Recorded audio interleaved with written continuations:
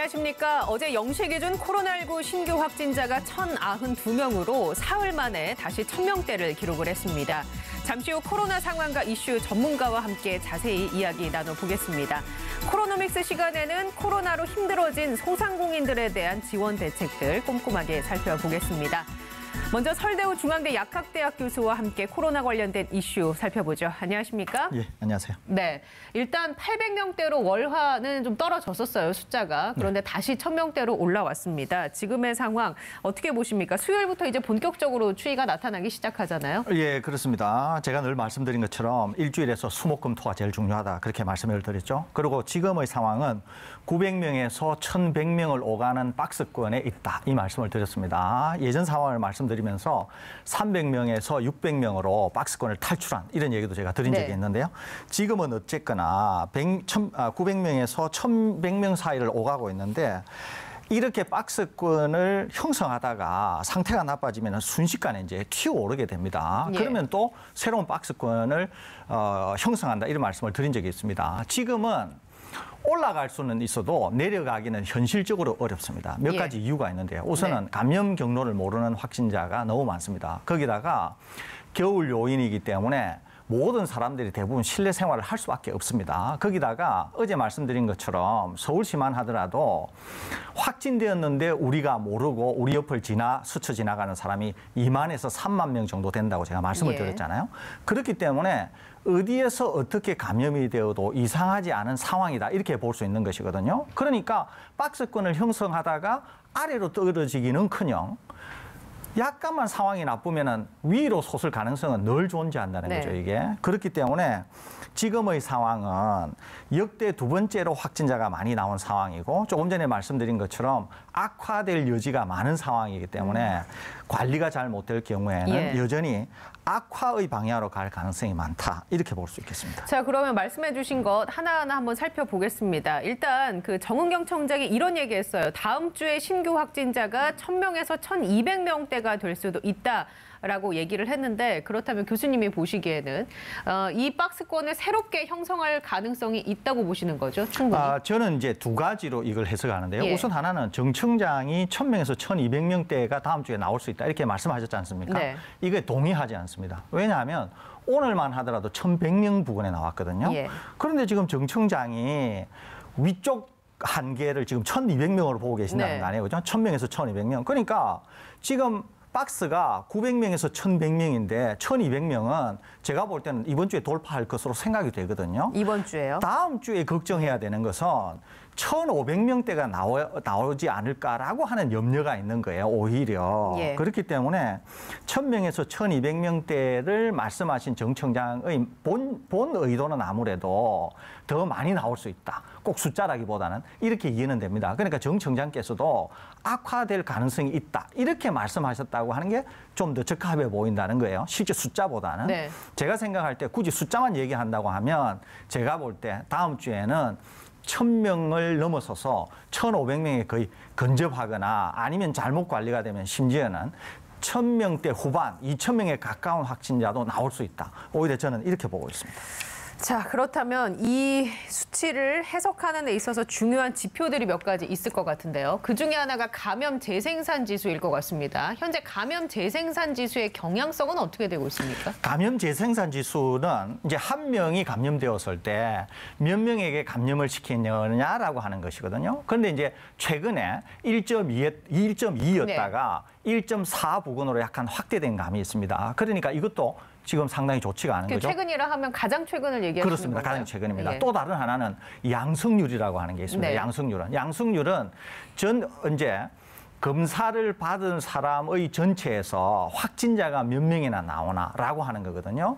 그런데 이때 우리가 좀 주의 깊게 살펴봐야 될 것은 임시선별진료소의 양성률입니다. 일반 우리가 보건소라든지 병원에서 검사하는 그 전체적인 양성률 말고 그렇습니다. 이번에 새롭게 설치된 임시선별진료소 데이터만 따로 모아서 측정한 양성률이 중요하다라고 얘기해 주시는 그렇습니다. 거죠? 이유가 있는데요. 아시다시피 임시선별진료소는 검사 자체도 무료이지만 모든 분들이 이유여하를 막론하고 본인이 조금이라도 찜찜하거나 본인이 약간의 증상을 느끼기만 하더라도 무료로 검사를 받을 수가 있거든요. 예. 그러니까 자발성이 담보된 그런 검사라고 볼 수 있습니다. 그런데 여기에서 여태까지 24만여 명을 검사를 해서 609명이 확인되었다고 어제 방역당국이 공식 발표를 했습니다. 예. 이거를 양성률을 계산해 보면은 0.25%. 그러니까 1000명 중에서 2.5명이 나온다는 거거든요. 그러니까 제가 어제 방송에서 서울시에서 1000명 중에서 2명에서 3명 정도가 임시선별진료소에서 확진되고 있다. 그 얘기거든요. 그러니까 서울 시민을 1000만 명이라고 할 때 서울에는 그러면 임시선별진료소의 데이터를 가지고 보면 2만 명에서 3만 명이 우리가 모르는 우리를 스쳐가는 사람들 중에 확진자가 있을 수 있다는 얘기거든요. 네. 그렇기 때문에 제가 드리는 말씀은 얼마나 많은 잠정적인 감염자들이 우리 주변에 많다는 얘기냐라는 거예요. 그러니까 우리가 마스크를 조금이라도 더 많이 착용하고 누구를 만나든지 실내에서 음식을 먹는다든지 그럴 경우에는 감염 가능성이 굉장히 높을 수 있다라고 하는 사실을 임시선별진료소의 양성률이 아주 극단적으로 드러내고 있다는 겁니다. 예. 그렇기 때문에 지금의 확진자 수를 떨어뜨리기는 현실적으로 힘들 정도로 많은 감염자들이 우리도 모르고 본인도 모르지만은 예. 지금 이 지역 곳곳에서 활보하고 있다. 이렇게 보기 때문에 이 확진자 수를 떨어뜨리기가 어렵다. 이렇게 보는 이유가 예. 되는 겁니다. 일단은 아래로 떨어뜨리기 위해서 지금 그래서 많은 정책들이 나왔습니다. 수도권에서 23일부터 내년 1월 3일까지 5명 이상의 모임을 전면 금지를 했고요. 그런 가운데 정부도 연말연시 특별 방역 강화 대책을 발표를 했습니다.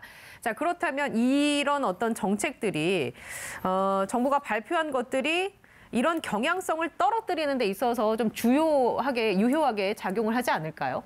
저는 작용을 할 거라고는 보는데 예. 기대한 것만큼 크지는 않을 거다 이렇게 보고 있습니다. 그러니까 확실히 효과는 있을 거라고 보는데 예. 효과가 상당히 우리가 원하는 만큼만큼 빠르고 크고 이렇게 나타나기는 어려울 거라고 보는 예. 거예요. 왜 그러느냐?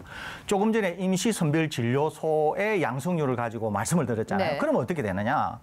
지금 많은 기업들이 일부는 재택근무를 하고 있지만 여전히 많은 분들이 출퇴근을 하고 있거든요. 예. 그러면 출퇴근을 해서 만나 스쳐 지나가는 내 옆의 많은 사람들이 아까 말씀드린 것처럼 무증상 2만에서 감염자거나. 3만 명이 있다는 예. 거잖아요. 그런데 5명 이상은 모이지 마라. 그다음에 내일 0시부터는 일부 주요 관광 명소들, 뭐 해돋이, 해맞이를 네. 볼 수 있는 데는 폐쇄 조치까지 하지 않습니까? 그런 데를 해본들 우리가 일상생활을 영위하는 곳에 이미 너무 많은 잠재적인 확진자가 있다는 거예요. 그렇기 때문에 지금 소위 말해서 서울 수도권에는 3.5단계가 발령됐다고 해도 예. 과언이 아닐 정도의 강력한 조치인데 네. 분명히 효과는 있을 겁니다. 그럼에도 불구하고 효과는 다소 제한적일 것이라고 말씀드리는 이유가 방금 제가 설명을 드린 것처럼 이미 우리 주변에 너무 많은 감염자들이 있다고 하는 것. 그다음에 모두가 다 재택근무를 하는 게 아니라 여전히 우리가 일상생활의 상당 부분은 출퇴근을 하면서 하고 있다는 것. 예. 그렇기 때문에 만나는 사람 자체 그 모든 모임들이 다 위험한 상황에 계속 처해 있기 때문에 네. 효과는 다소 제한적일 거다고 보는 이유라는 말씀입니다. 예, 알겠습니다. 정부가 내놓은 그 골자랑 지자체에서 발표한 내용이 조금 다릅니다. 일단 5인 이상의 사적 모임을 전부 금지하는 행정명령을 낸 것은 수도권 지자체고 정부 차원에서는 5인 이상의 모임의 취소를 권고를 했습니다.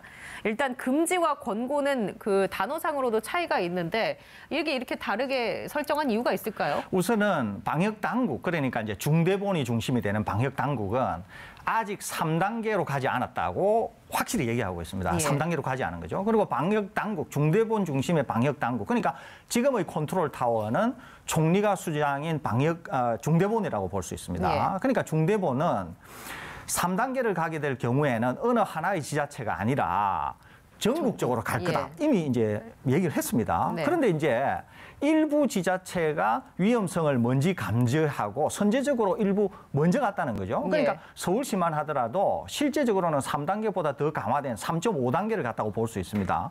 그리고 일부 지자체들하고 협조를 해서 24일 0시부터는 그 3.5단계가 일부까지 이제 확대가 되는 거죠. 네네. 그런데 이제 방역 당국은 여러 가지 경제나 이런 이유 때문에 3.3단계를 아직 발령하지 않았다는 것이거든요. 예. 그런 점에서 약간 차이가 있는 게 아닌가 이렇게 이해가 됩니다. 예, 알겠습니다.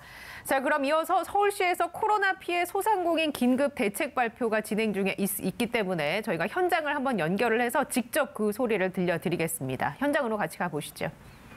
376명이 증가한 총 15,732명으로 여전히 위험 수위를 넘나들고 있습니다.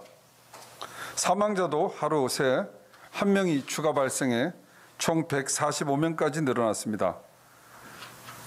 서울시는 폭발적인 확산세를 잠재우기 위한 강도 높은 방역 대책을 시행 중에 있지만 또 한편에선 이로 인해 경제 전반에 막대한 피해가 발생하고 있는 실정입니다. 특히 그동안 가까스로 버텨온 소상공인과 자영업자들은 다시 한번 생존 위기에 직면하고 있습니다. 연이은 사회적 거리두기 조정에 오늘 0시부터 5인 이상 사적 모임 금지 조치까지 더해지면 소상공인과 자영업자는 폐업위기까지 내몰리고 있습니다. 서울시는 소상공인과 자영업자들이 온몸으로 맞고 있는 칼바람을 조금이라도 피할 수 있도록 피해 업종 소상공인 단체들의 목소리를 반영해 코로나 피해 소상공인 긴급 지원을 시작합니다. 사회적 거리두기로 영업이 제한되거나 금지돼 직격탄을 맞은 자영업자와 소상공인에게 총 9천억 규모의 긴급 자원을 지원하겠습니다. 총 8천억 대출을 제로금리로 대출 지원하고 소비자가 20%의 혜택을 받고 거리두기 영업 제한 사업장에서 사용할 수 있는 선결제 상품권을 1천억 규모로 발행하는 것이 핵심입니다. 첫째, 총 8천억 규모의 서울시 중소기업 육성 자금을 코로나19 직접 피해 기업에 대출 지원하겠습니다. 지원 대상은 서울시 또는 정부의 사회적 거리두기 시행으로 집합 금지 명령 또는 제한 조치에 포함된 음식점, 일반 교습학원, 공연시설 운영업, 독서실 운영업, 기타 스포츠시설 운영업, 목욕장업, 예식장업, 방문 판매, 이용 및 미용업 등 총 16개 업종입니다. 업체당 1억 원 한도 내에서 연 0.56%의 우대 금리를 적용할 계획입니다. 코로나19 직접 피해 기업 지원에 더해 자영업자, 소상공인의 시설 투자, 창업 기업 등을 위한 특수 목적 자금도 2천억 내 규모로 대출도 지원할 계획입니다. 담보력이 부족한 영세 소상공인과 자영업자를 위해선 서울신용보증재단이 보증하는 담보 지원을 3조 5천억 규모로 운영하겠습니다. 보증비율 100%, 보증료율 0.5%의 우대 조건을 적용하겠습니다. 이렇게 되면 소상공인과 자영업자들을 위한 총 4조 5천억 규모의 유동자금이 공급됩니다. 서울시는 현장의 오랜 고통과 어려움을 감안해 바로 다음 주 월요일 28일부터 상담 접수를 시작하고 즉시 대출을 시행해 새해 1월 첫 주부터 입금까지 이루어지도록 하겠습니다. 시행의 속도를 내 하루라도 빨리 지원하겠습니다. 이후에도 코로나19 확산이 계속되고 소상공인과 자영업자의 어려움이 가중될 경우 추가 자금 계획도 신속하게 수립해 시행할 것입니다. 둘째, 코로나19 피해 소상공인을 돕는 선결제 상품권을 1천억 원 규모로 발행합니다. 코로나19 장기화로 하루하루가 막막해진 상공인들의 자금 숨통을 틔우고 위축된 가정경제에도 힘이 되는 착한 결제, 약 10% 할인된 가격으로 먼저 결제하고 사용할 때 추가 10% 할인을 받을 수 있는 일석이조의 상품권입니다. 특히 선결제 상품권은 거리두기 피해 업종 소상공인 단체인 한국외식업중앙회, 대한제과협회, 서울시 노래연습장업협회, 한국인터넷 PC문화협회, 대한미용사회, 이미용중앙회 등의 건의사항을 수용해 마련한 대책이기에 더 의미가 큽니다. 소비자 시민들은 다음 주 월요일부터 서울사랑 상품권을 판매하는 15개 결제 앱에서 1인당 최소 10만 원부터 최대 30만 원까지 구매할 수 있습니다.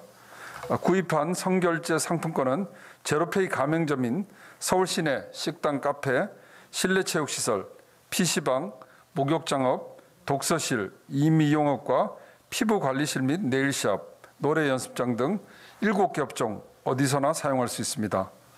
사회적 거리 두기로 집합 및 영업 제한이 이루어진 업종들로 서울 시내 총 20여만 개소로 추정됩니다. 사용 기한은 새해 1월 31일까지로 정해 가장 어려운 시기 소상공인과 자영업자들께 작지만 소중한 힘을 보태겠습니다. 사용 범위를 각 자치구로 한정했던 서울 사랑 상품권과는 달리 서울 어디서나 사용 가능하도록 해 소비자의 편의성도 한층 높였습니다. 지원 대상 업소의 절반만 참여해도 한 개 업소당 평균 100만 원 상당의 선결제가 이루어질 것으로 기대합니다. 코로나 피해 업종들에게 힘이 되는 상품권인 만큼 선결제 캠페인에 최대한 많은 업소들이 참여해 긴급 자금을 확보할 수 있도록 최선을 다하겠습니다. 끝으로 지하도나 지하철 등 시가 운영하는 공공상가에 입점한 점포 1만 333개의 임대료 50%, 청소 및 경비원 인건비 등 공용 관리비를 내년 1월부터 6월까지 6개월간 감면하겠습니다. 올해 전국적인 착한 임대인 운동 확산의 마중물 역할을 한 서울시 공공상가 임대료와 관리비 감면 지원을 연장하는 것입니다. 이를 통해 총 470억 원의 지원 효과를 거둘 것으로 분석하고 있습니다. 민간 건물주 여러분께서도 어려우시겠지만 지금 우리 앞에 놓인 사회적 위기를 함께 이겨낼 수 있도록 적극 동참해 주시기를 부탁드립니다. 서울의 66만 소상공인 자영업자 여러분, 평년 같으면 한 해 중 최대 대목으로 꼽히는 연말연시가 올해는 그 어느 때보다 춥고 힘겹습니다. 생존 그 자체를 걱정해야 하는 전례 없는 겨울입니다. 이 위기를 넘기에 서울시 지원은 충분치 않을 것입니다. 그러나 적은 액수라도 가뭄에 담비 같은 지원이 적기에 이루어지도록 최선을 다하겠습니다. 어려운 상황 속에서도 방역당국에 협조해 주시는 소상공인과 자영업자 여러분들께 다시 한번 감사드립니다. 감사합니다. 네, 이어서 기자단 질의응답 시간을 갖도록 하겠습니다. 네, 지금까지 서울시의 코로나 피해 소상공인 긴급대책 관련 브리핑을 함께 보셨습니다. 관련 내용은 3가지 정도로 요약을 할 수 있겠습니다. 일단 제로금리로 대출을 지원을 하겠다. 그리고 선결제 상품권을 지급하겠다. 그리고 공공상가 임대료를 감면하겠다. 로 요약을 할 수 있겠는데요. 자세한 내용은 잠시 후에 코로노믹스 시간에서 또 살펴보도록 하겠습니다. 자, 그럼 계속해서 설대우 교수님과 함께 이야기 나눠보겠습니다. 일단 정부의 특별 방역 강화 대책과 수도권 지자체에서 발표한 내용에 대한 차이를 좀 살펴봤고요. 이와는 별개로 현행 거리두기가 2.5단계인데 28일에 종료가 되지 않습니까? 그래서 정부가 연장할지 격상할지 이번 주말에 결정을 한다고 하던데 이에 대해서는 어떻게 보고 계십니까? 저는 뭐 조심스럽기는 합니다만은 예. 제가 생각할 때 이번 주에 3단계 격상은 기본적으로 좀 어렵지 않겠나 하는 생각이 듭니다. 예. 왜 그러냐면은 방역 당국은 이제 3단계를 가지 않았어요. 방역 당국은. 그런데 일부 지자체는 3.5단계를 이미 간 거거든요. 그렇죠. 그런데 3.5단계를 간 것이 서울시는 오늘부터, 일부 지자체는 내일부터 발효가 되거든요. 예. 그러면 효과가 나타나려고 하면 다음 주는 되어야 효과가 나타납니다. 그런데 방역 당국이 지금 우리의 방역 시스템에서 3단계가 마지막인데 3단계를 갔을 때 어떻게 될까 하는 거를 생각하지 못하고 무작정 3단계를 가기에는 막상 3단계를 갔는데 조치가 제대로 작동 안 한다거나 여전히 확산을 못 잡는다거나 이러면 상당히 어려울 수가 있거든요. 말씀드린 것처럼 방금 일부 지자체가 3.5단계를 갔고 다음 주에 결과를 볼 수 있기 때문에 네. 오히려 방역 당국은 이번 주에 3단계의 연장 여부를 결정하기보다는 다음 주가 되면은 일부 지자체의 3.5단계 결과를 어느 정도 보는 거잖아요. 그죠? 예. 그러고 나서 어떤 조치를 취할 수 있기 때문에 제 생각으로는 다음 주 정도가 3단계를 결정하는 여부가 아마 좀 더 적합하지 않겠나 생각이 되고, 이번 주에 결정한다고 하면 2.5단계나 아니면 2.5단계에서 알파는 아니더라도 국민들에게 협조를 구하고 예. 다음 주 정도 되어서 3단계를 갈 것인지 안 갈 것인지 이렇게 아마 결정하는 것을 하지 않을까 이렇게 예측이 됩니다. 일단은 현행 유지 혹은 현행 유지 플러스 알파 정도의 수준을 이번 주말에 발표를 하고 지자체에서 시행하는 3.5단계에 준하는 그런 조치들의 시행 결과를 좀 지켜본 다음에 다음 주쯤에서 오히려 실질적인 그런 데이터에 기반한 그런 정책 결정이 나올 수 있다라는 얘기신 거죠? 예, 저는 그렇게 전망합니다. 예, 알겠습니다. 자, 그러면 이 부분은 어떻습니까? 일단 연말 연초 오는 24일부터 내년 1월 3일까지 전국 스키장과 해돋이 관광 명소를 다 일시적으로 폐쇄를 했어요. 방역 초강수를 뒀다고도 볼 수 있는데 확산세를 잡는데 이런 특단의 대책들 도움이 될 거라고 보십니까? 저는 확실히 도움이 될 거라고 봅니다. 예. 이것은 왜 그러냐면은 이게 단순히 해돋이에 모이는 사람들의 문제가 아니거든요.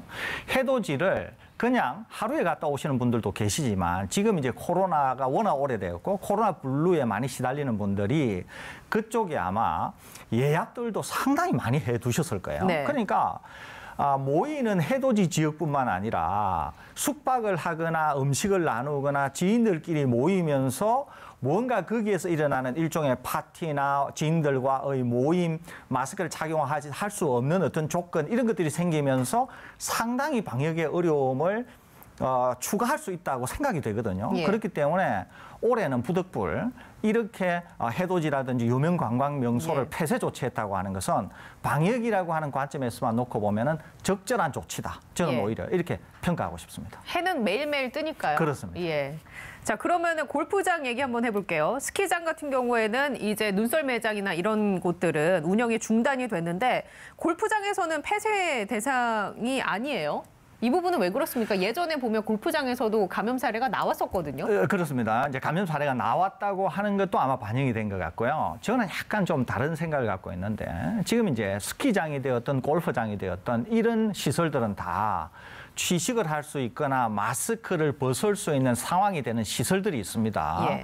오히려 이제 지금 정부가 조치한 것이 많은 분들이 불만을 가진 것이 우리는 되고 뭐 남은 안 되고 남은 네. 되고 우리는 안 되고 이런 불만들이 많이 있거든요. 그러니까 제가 늘 말씀드린 것처럼 마스크를 온전히 착용할 수 없는 시설, 조금이라도 열어야 되는 시설은 완전히 다 폐쇄를 하고 그것이 스키장이 되었던 골프장이 되었던 그러니까 골프장도 식당이라든지 그 이외에 샤워하는 시설이라든지 이런 거는 완전히 다 폐쇄하는 거예요. 예. 단지 골프만 칠 수 있고 마스크를 착용하면서 골프를 칠 수 있는 데는 네. 밀집도를 좀 낮추면서도 열 수 있는 것이 경영하는 분이거나 아니면 국가 경제에서라도 저는 괜찮다 이렇게 보는 것이거든요. 네. 그러니까 오히려 형평성 차원에서 예. 또는 어떤 방역이라고 하는 차원에서도 무언가 모든 사람들이 받아들일 수 있는 그런 기준 이런 것들이 확립이 안 되기 때문에 지금 이런 어떤 불만들이 나오는 게 아닌가 생각이 되고 예. 조금 전에 말씀드린 것처럼 골프장도 제가 드린 그런 말씀을 기반으로 해서 한다고 하면 밀집도를 낮춰서 충분히 운영할 수 있는데 왜 그런가 약간 갸웃해지는 그런 점이 있다 이 말씀드립니다. 근데 이제 또 형평성의 차원에서 보면 다른 스포츠 업장들은 다 문을 닫는데 왜 골프장만 열게 하느냐라는 그런 볼멘 소리가 나올 수도 있거든요. 그럴 수 있습니다. 그러니까 제가 드리는 말씀은 언제나 힘은 어디서 나오느냐 하면은 모든 사람들이 수긍하고 모든 사람들이 설득을 당할 때 그게 이제 힘이 생기는 것이거든요. 그런데 이제 많은 분들이 설득이 안 된다거나 또는 받을 수 없다 또는 공평하지 않다. 이렇게 되면은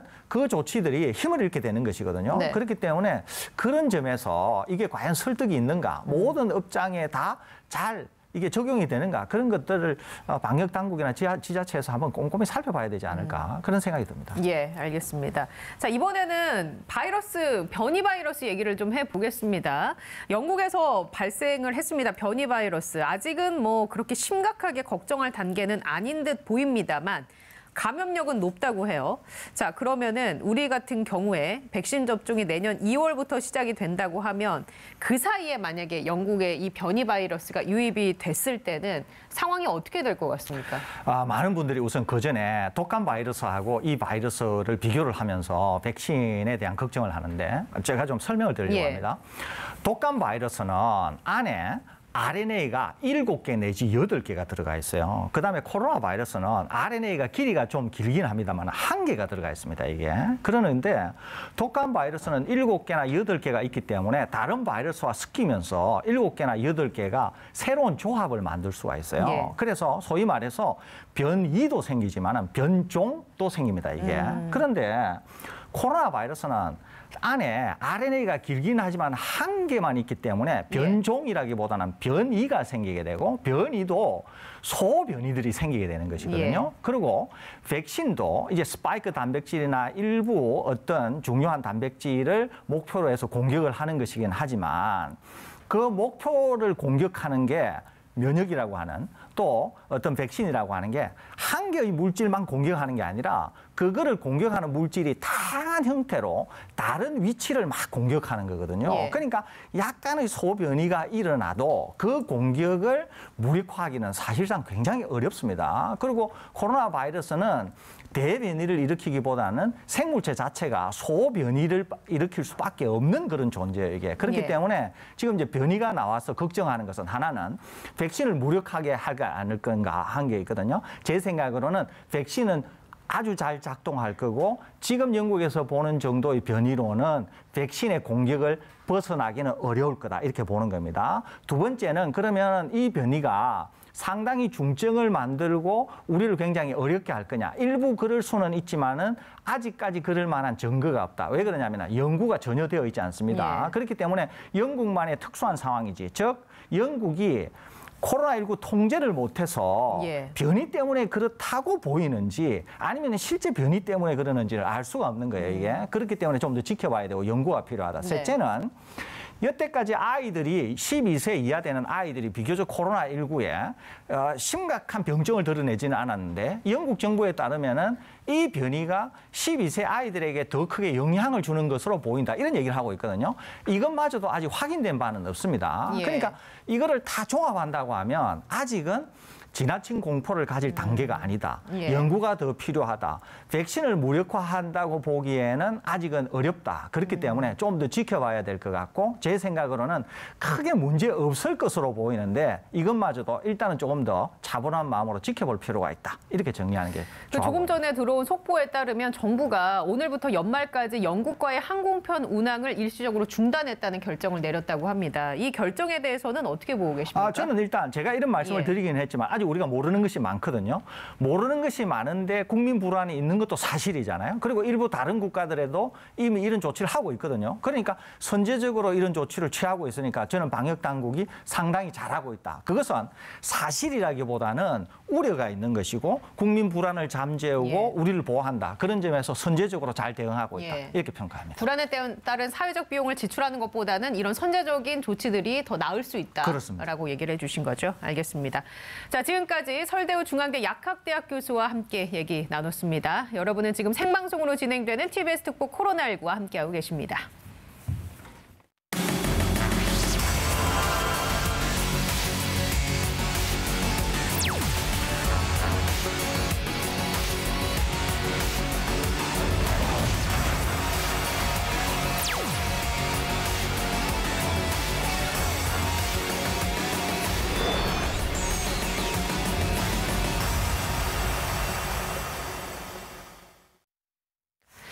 네, 코로노믹스 시간입니다. 정철진 경제평론가와 함께 얘기 나눠보겠습니다. 안녕하십니까? 네, 안녕하십니까? 네.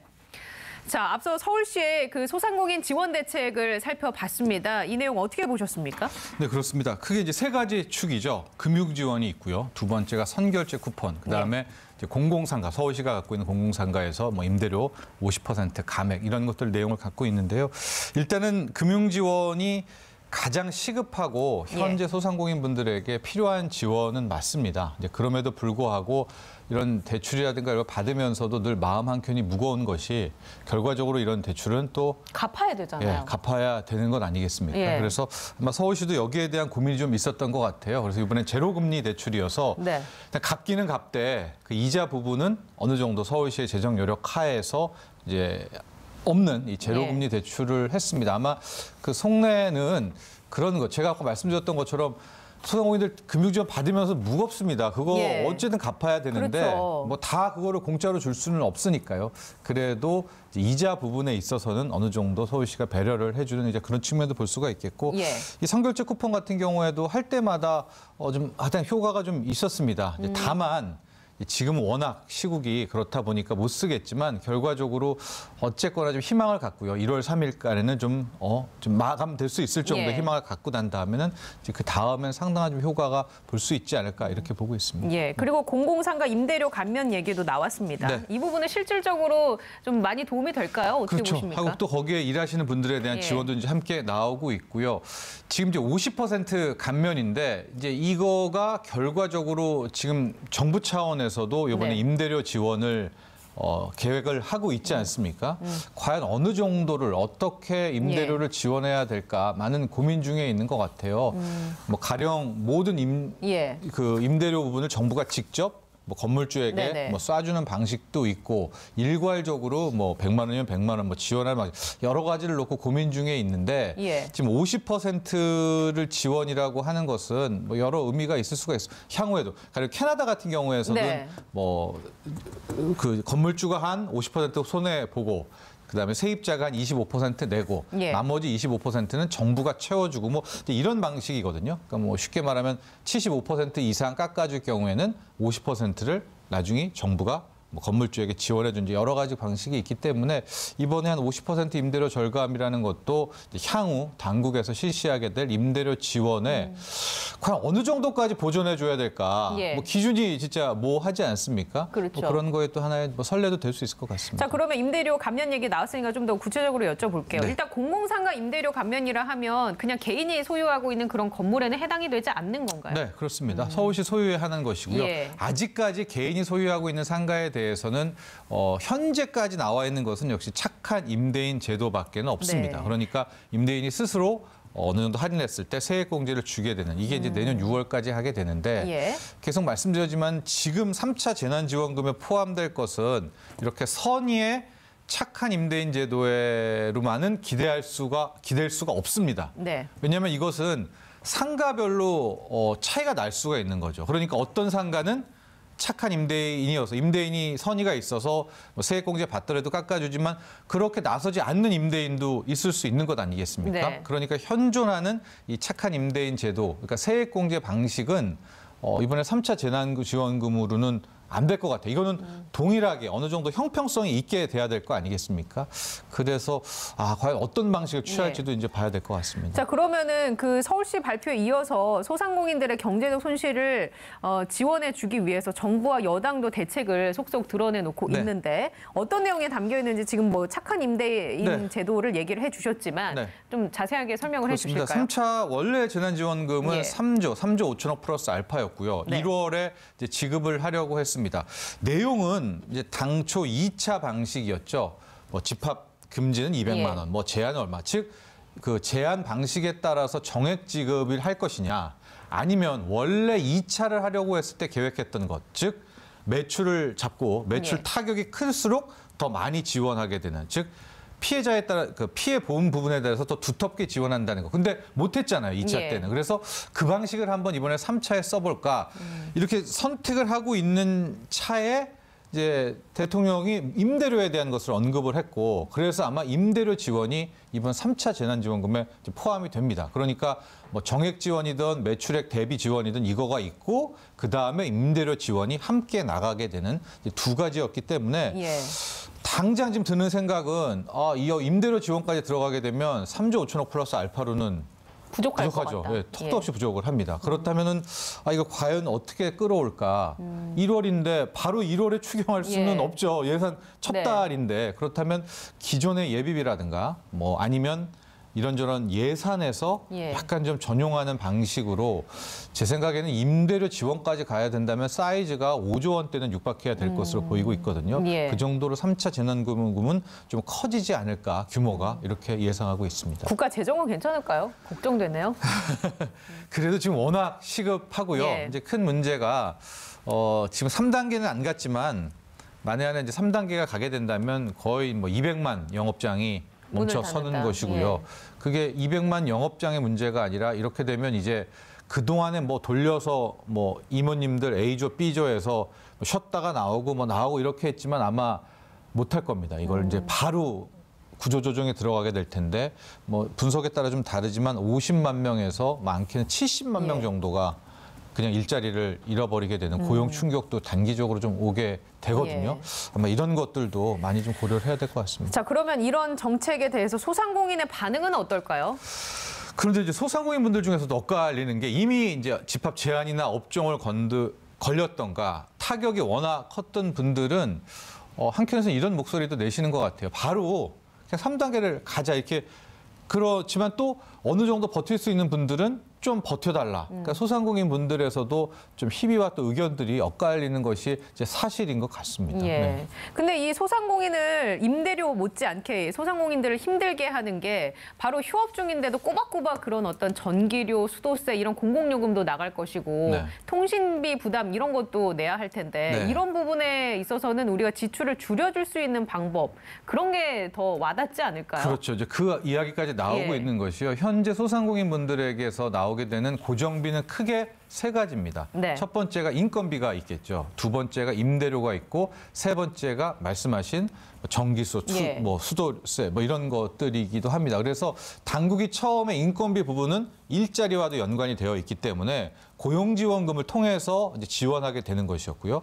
이번 3차 때 이제 예. 대통령도 언급한 것이 임대료라는 것도 실 굉장히 큰 고정비 아닙니까? 그렇죠. 그래서 이제 3차 재난지원금에 어떤 식으로든 임대료 지원이 들어가게 됐고, 그럼 이제 마지막 남은 네. 고정비 부분이 말씀하신 이제 전기료, 통신비, 수도세 예. 이런 부분입니다. 이것도 역시 당국이 가능하거든요. 컨트롤이. 그렇기 때문에 아마도 뭐 3단계 갈지 안 갈지는 모르겠으나 네. 그 이상으로 상황이 악화되게 된다면 고정비를 구성하는 마지막 축이라고 할 수 있죠. 전기료라든가 뭐 통신비 일시유예, 수도세 이런 것까지도 한번 이제 지원에 넣지 않을까 또 이런 네. 조심스러운 예측도 해봅니다. 알겠습니다. 자, 그러면은 이 부분 한번 여쭤보겠습니다. 이제 연말 연시를 맞아서 네. 숙박시설이 원래는 예약이 굉장히 넘쳤었는데 숙박시설의 경우에도 객실의 50%로 인원을 제한했습니다. 네. 그래서 이미 예약하신 분들은 취소 절차를 또 밟아야 할 수도 있고 이럴 경우에 위약금은 우리가 뭐 어떻게 해야 될까요? 그렇죠. 크게 두 가지입니다. 좀 일정 부분 취재를 좀 해봤는데요. 호텔분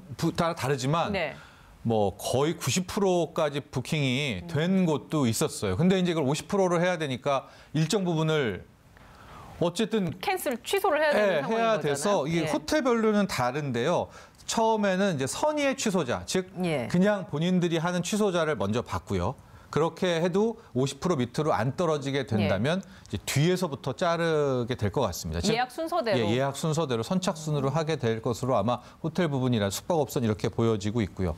위약금 부분은 지금이라도 한 이번 주라도 당국이 좀 기준을 설정해 줘야 되는 것이 아닐까. 왜냐하면 3단계 같은 경우에는 일단은 위약금 없이 무조건 환불이라는 게 정해져 있는데 2단계, 2.5단계가 이게 좀 애매합니다. 예. 뭐 절반 뭐 나눠 갖기도 하고 그때 다릅니다. 일단 현재 뭐 항공이라도 여행 같은 경우에는 50% 뭐 감경한다 네. 위약금을 다 받지 않는다는 방침을 협회 차원에서 내놨는데 이게 또 케이스 바이 케이스고 지금 워낙 많이 지치었기 때문에 또 같은 협회가 공문을 내려도 업장마다 그걸 또 안 받아들일 수도 있는 것 아니겠습니까? 그래서 이번에 이제 당국이 뭐 이번 주말에 여러 가지 이야기를 하게 되면서 연말에 행사들이 많았었는데 이거 취소하게 될 경우 혹은 뭐 결혼지 기타 등등 나왔을 때 위약금 부분을 뭐 3단계에 준해서 아예 위약금은 다 없게 하겠다라든가 아니면 뭐 50%로 한다라든가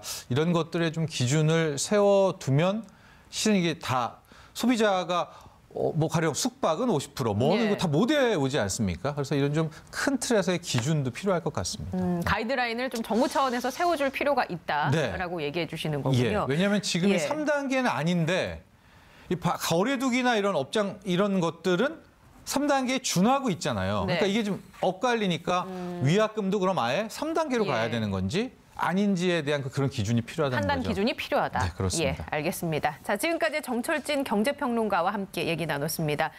서울시는 코로나19 확산을 막기 위해서 서울시민 누구나 익명으로 무료 검사가 가능한 임시 선별검사소를 운영을 하고 있습니다. 증상이 없어도 검사를 받으실 수 있으시니까 적극적으로 동참해 주시기 바랍니다.